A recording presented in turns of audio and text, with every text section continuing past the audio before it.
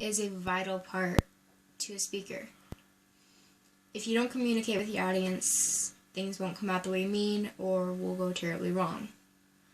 For example, on my first day of high school, my freshman year, I was pulled into the vice principal's office for having an unnatural hair color. It was a very faded blue in my blonde hair.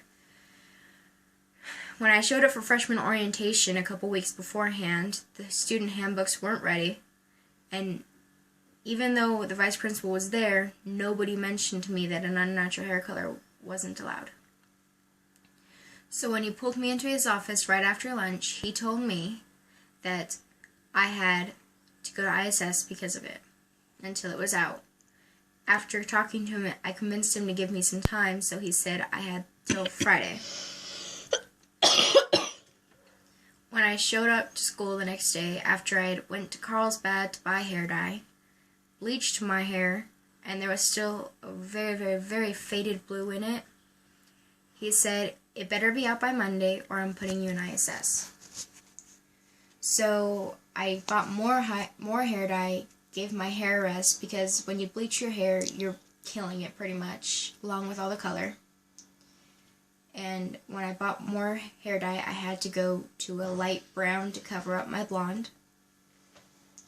So when I showed up to school on Monday with my light brown hair, he told me that I didn't have to dye it because after having a long conversation with his wife, who likes to dye her hair a lot, explained to him how complicated it can be and how hard it can be to get rid of hair colors.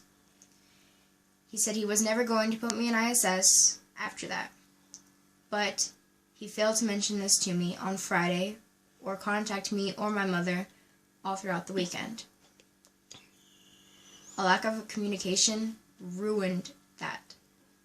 If he had just told me or called me or something, then that could have been an easy fix. But because of that, there's no trust there. Communication is a vital part of a speaker's speech, and have the speaker communicate with the audience.